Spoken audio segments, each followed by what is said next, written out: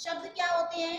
जो हम वर्णों को जोड़कर शब्द बनाते हैं। वर्ण क्या होते हैं? आपको पहले भी पढ़ाया गया है पाठ में। का, खा, गा, ना जो भी होते हैं ये वर्ण होते हैं, उनको जोड़कर शब्द बनाया जाता है। शब्द कौन से होते हैं? शब्द दो प्रकार के बताए हुए हैं, सार्थक और निरर्थक। सार्थक शब्द कौन से होते हैं? सार्थक शब्द जिनका कोई अर्थ निकलता है, उन्हीं का हम अपनी किताब के अंदर प्रयोग करते हैं। निरर्थक शब्द वह होते हैं जिनका कोई अर्थ नहीं निकलता। तो आज आपकी पाठ के अंदर जो समास है, इसके अंदर जो पढ़ाया जा रहा है शब्द रचना अर्थात नए शब्दों की रचना की गई है, वह किसके आधार पर की गई है? वह की गई है समास के आधार पर। हम इसके अंदर बेटा कोई भी जो शब्द होते हैं, ठीक है, जो कोई बात बड़ी होती है उसको छोटा विस्तृत को जो है हम लघु कर देते हैं, यानी कोई भी छोटा शब्द बना देते हैं, वही समास होता है। जैसे कि दो या दो से अधिक, दो या दो से अधिक जान गए आप। शब्द जो होते हैं, ठीक है, उनका बड़ा सा शब्द होता है के योग से एक नए शब्द बनाने की प्रक्रिया समास कहलाती है। यानी दो या दो से जो अधिक शब्द होते हैं उनसे बनाने की प्रक्रिया क्या कहलाती है? समास कहलाती है। इसके लिए हम एक नए शब्द का भी उच्चारण करते हैं। नया शब्द क्या होता है? नया शब्द होता है जैसे रसोई के लिए घर। देखिए इसका विवरण हमने बड़ा सा किया है, रसोई के लिए घर, लेकिन हमने उसको संक्षिप्त में लिख दिया, यानी छोटा रूप दे दिया है, रसोई घर। ऐसे ही है हिम का आल्य। हिम माने क्या होता है? हिम माने होती है बर्फ, ठीक है। हिम का आल्य माने क्या होता है? घर। हमने इसके बीच में जो का लगाया हुआ है ये होते हैं हमारे कारक चिन्ह। आप कारक चिन्ह पहले भी कक्षा में पढ़ चुके होंगे। का, की, के, में, से, जो ये सब होते हैं, ये होते हैं एक कारक चिन्ह जो दो वाक्यों को आपस में, वो जो शब्द होते हैं उन्हें आपस में जोड़ते हैं। तो आपका है हिम का घर आल्य यानी हिमालय, ठीक है। या और फिर है पीला अंबर है जिनका, पीला, पीला माने रंग का हो गया है। अंबर आप सभी जानते हैं, अंबर माने आकाश भी होता है और अंबर माने कपड़ा भी होता है। यानी पीले हैं वस्त्र जिनके। पीले वस्त्र कौन पहनता है? आप बताइए। पीले वस्त्र यानी पीताम्बर है, वो प्रभु जो पहनते हैं उनके लिए कहा जाता है पीला है वस्त्र जिनका, यानी पीताम्बर। कृष्ण जी भी पहनते हैं आपके, है ना, रामचंद्र जी भी पहनते हैं ना, तो उनके लिए आधारित है। पथ से जो है भ्रष्ट, पथ माने क्या होता है? रास्ता। पूरा विवरण उन्होंने देखिए कितना खुल के कहा है। पथ से जो है भ्रष्ट अर्थात पथ भ्रष्ट। तो आपने क्या पढ़ा? समास पढ़ा। दो या दो से अधिक शब्दों के योग से बनाने की प्रक्रिया को हम क्या कहते हैं? समास कहते हैं। उसके बाद दूसरा टॉपिक आता है हमारे समास के कितने भेद होंगे, ये आप अभी पढ़ रहे हैं। इसके बाद आप बड़ी क्लास में भी जाएंगे बेटा, ये समास, संधि, ये सारे के सारे चैप्टर आपके आते जाएंगे। समास के कितने भेद हैं? समास के 6 भेद होते हैं। पहला है अव्ययीभाव समास, तत्पुरुष समास, कर्मधारय समास, बहुव्रीहि समास, द्विगु समास और द्वंद्व समास। अव्ययीभाव समास क्या होता है? सबसे पहले आता है हमारा अव्ययीभाव समास क्या होता है? अव्ययीभाव समास होता है बेटा, जैसे कि आपको दे दिया बिना डर, बिना डर दे दिया आपको, ठीक है। इसका जो पहला पद है, इसके दो पद हैं, देखिए इन्होंने दो पद दिए। दो पद कैसे दिए? ये अगर हम इसको विग्रह करेंगे, विग्रह माने होता है अलग करना, तो बिना अलग हो गया और डर अलग हो गया। पहला पद क्या कहलाता है? जब कभी भी कोई आपसे प्रश्न किया जाता है तो पहले प्रश्न दिया जाएगा या उत्तर दिया जाता है? पहले प्रश्न करा जाता है, फिर बाद में उसका उत्तर दिया जाता है। जिसका पहला पद, ये पहला पद कहलाता है और ये कौन सा पद कहलाता है? यह दूसरा पद कहलाता है, जिस पर ज्यादा जोर डाला जाता है। पहले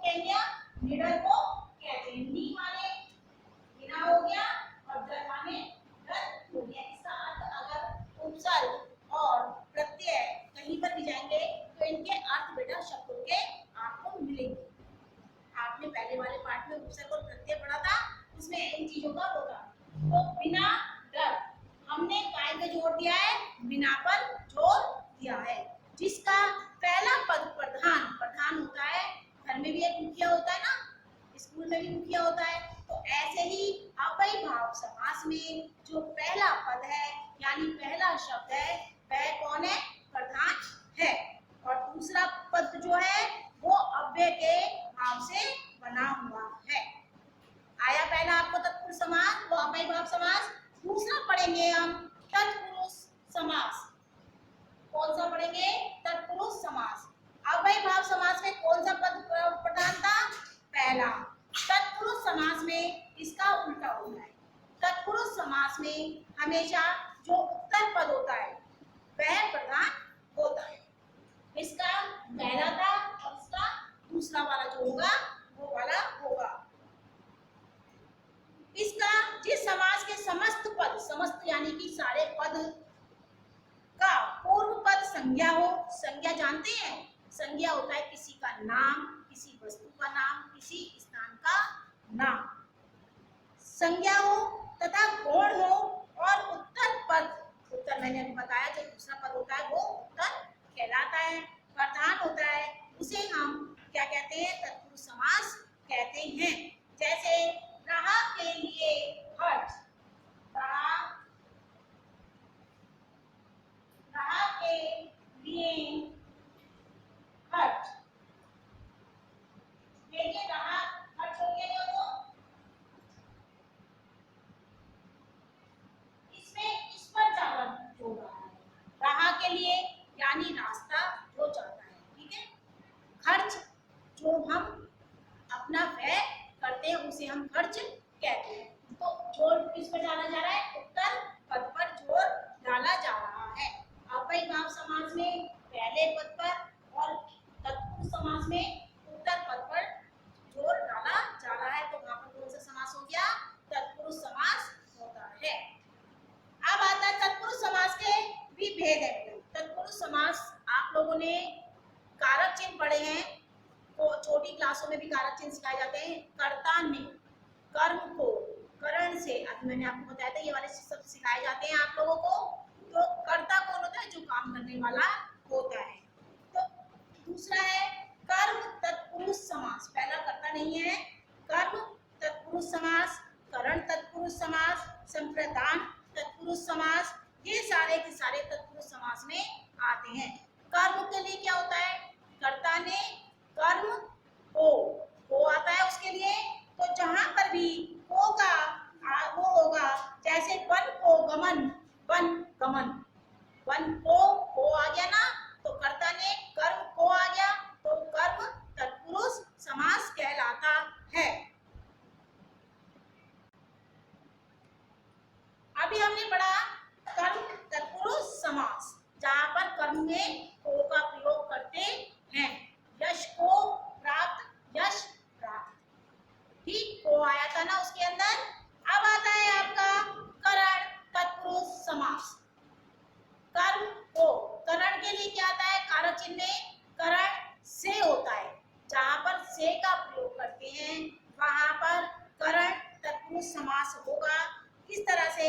मद से अंधा, मदान, शीर्ष के द्वारा, से में के द्वारा भी आता है, शीर्ष के द्वारा, शीर्षासन। फिर है संप्रदान तत्पुरुष समास। कर्म को, फिर था करण से और के द्वारा। अब आता है संप्रदान। संप्रदान के लिए जो कारक चिन्ह प्रयोग किया जाता है, बेटा आपको मैं कारक चिन्ह बता रही हूँ, ये आपके पहले किताबों में आप पढ़ चुके हैं। जब हम इस तरह से हमने आप लोगों को याद कराते थे, कर्ता ने, ये कारक चिन्ह है, ठीक है। कर्म को, करण से, ये कारक चिन्ह है बेटा। इसको आपको याद करना पड़ता है।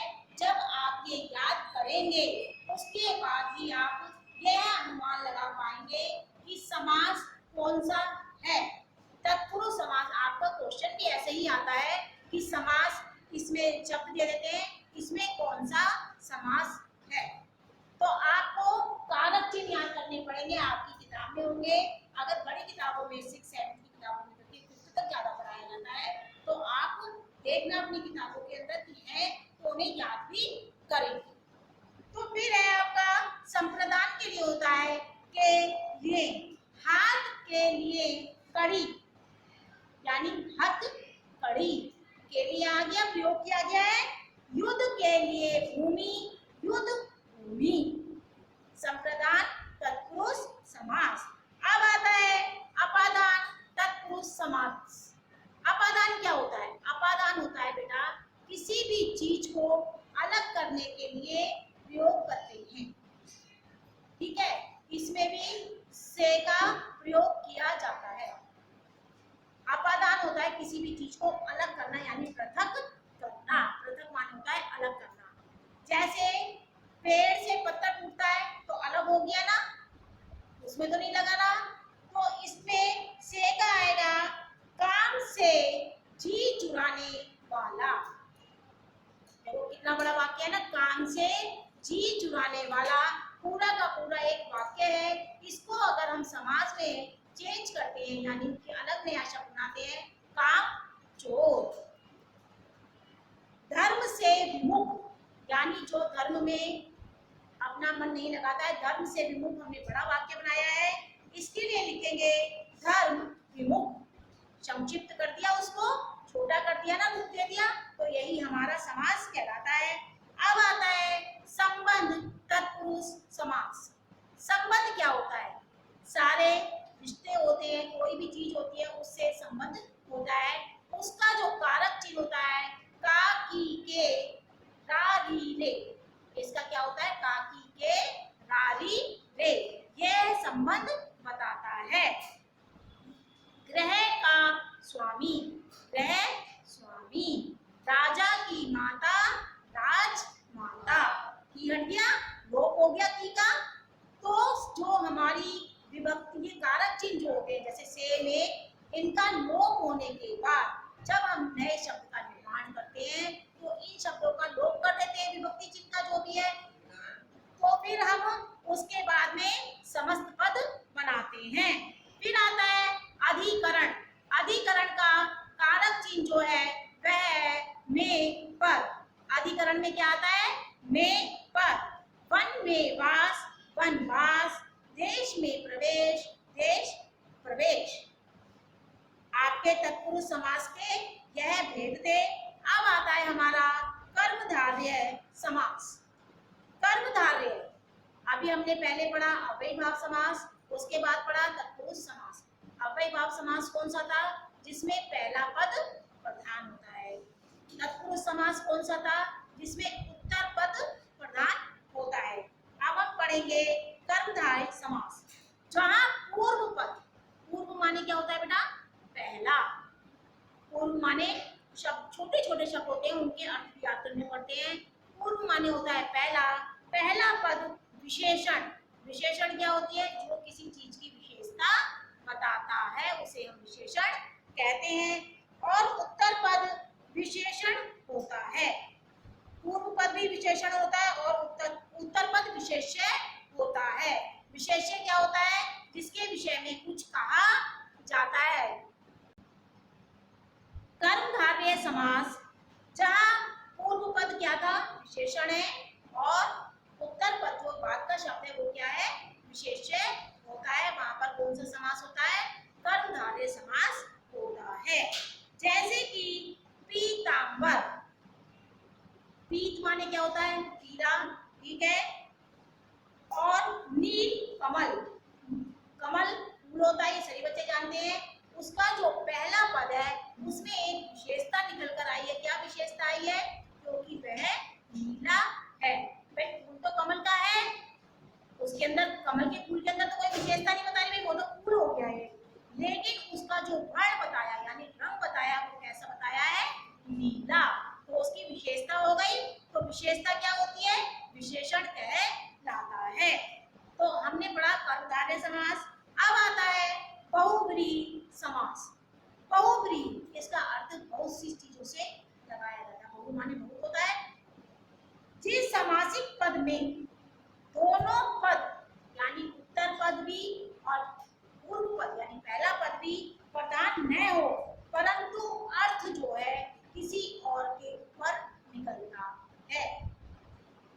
बहुव्रीहि समास यानी जो वाक्य है वो कहानी कुछ कह रहा है लेकिन उसका उसका अर्थ किसी और की तरफ जाता है, वहां पर कौन सा होता है?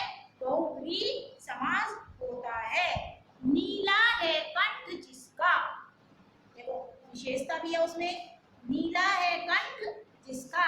अब जाएगा अर्थ किसके ऊपर? कौन है जिसका नीला कंठ है? शिवजी भगवान। अर्थ उन्होंने दूसरे पे दे दिया, तो जिसका अर्थ किसी और शब्द की ओर संकेत करता है वहां पर होता है बहुव्रीहि समास। वीणा है हाथ में जिसके, वीणा है हाथ में जिसके, कौन है वीणा जिसके, किसके हाथ में रहती है बताइए? सरस्वती जी के रहती है ना। तो अर्थ किसकी तरफ चला गया? दूसरे की तरफ चला गया ना। तो जहां पर अर्थ किसी और की तरफ संकेत करता है वहां पर होता है बहुव्रीहि समास। अब आता है द्विगु समास। द्विगु समास बहुत आसान है, समझ में वैसे सारे आ जाएंगे आपको। द्विगु समास में गिनतियों का पता चल जाता है, गिनती के द्वारा, गिनती जानते हो ना सब, 1 2 3 जो होती है गिनतियां होती हैं, तो उन गिनतियों के द्वारा पता चल जाता है। यह द्विगु समास। जहां पूर्व पद, पूर्व माने पहला पद, संख्यावाचक विशेषण होता है। संख्यावाचक विशेषण माने विशेषता, संख्या होती है गिनती। 4 राहों का समूह, 4 राहें आपस में टकराती हैं, उसे हम ये तो नहीं कहते, जब कभी समझाना होता है किसी को, जहां को 4 रास्ते जा रहे हो वहां पे जाइए, लेकिन उसे क्या बोलते हैं? चौराहा। क्या बोलते हैं? ठीक है। अब है 3 वेणियों का समूह, 3 वेणियों का समूह यानी त्रिवेणी, जहां पर संख्या का बोध हो जाए। ठीक है, उसकी विशेषता भी पता चलती है उसके द्वारा। संख्या का बोध होता है, वहां पर कौन सा समास होगा? द्विगु समास होता है। अब आता है द्वंद्व समास। ये बहुत आसान है बेटा द्वंद्व समास। इसमें और या ये केवल लगता है। माता पिता, अगर इसको हम अलग अलग करेंगे, माता और पिता, सुख दुख, सुख और दुख। आया यहां तक समझ में आपको? अब है आपका गाय और भैंस। समस्त पद बनाना है, गाय और भैंस को क्या बनाओगे? गाय भैंस। उसमें से और को हम हटा देंगे, यानी उसको हटा के समस्त छोटा करना है ना हमने, तो समास में क्या कर रहे हैं? छोटा कर रहे हैं। लेकिन यदि विग्रह करने के लिए आता है तो इसको जब समस्त पद दिया जाता है यानी समास का शब्द दिया जाता है, उसे ये भी दे सकते हैं क्वेश्चन में कि विग्रह कीजिए। विग्रह करने के लिए उसे आपको बड़ा रूप देना पड़ेगा। अभी जैसे छोटे छोटे सिखाए, माता और पिता, माता पिता। क्वेश्चन ऐसा भी आ सकता है, माता और पिता के वो लिखा है, माता पिता लिखा है, उसे आप विग्रह कीजिए। विग्रह करने में उसको अलग अलग लिखना पड़ेगा, माता और पिता। तो आपका यह चैप्टर बेटा यहीं पर समाप्त होता है। आपका हमने पढ़ाया समास। समास क्या है फिर एक बार देख लीजिए, 2 या 2 से अधिक शब्दों के योग होता है जोड़ना से बने एक नए शब्द का जो निर्माण किया जाता है उसे हम समास कहते हैं। समास के कितने भेद हैं? समास के 6 भेद बताए हैं आपको। आप इस वाले पाठ का काम भी भेजूंगी बेटा, साफ साफ सभी बच्चे अपनी कॉपी के अंदर काम करेंगे। थैंक यू बेटा।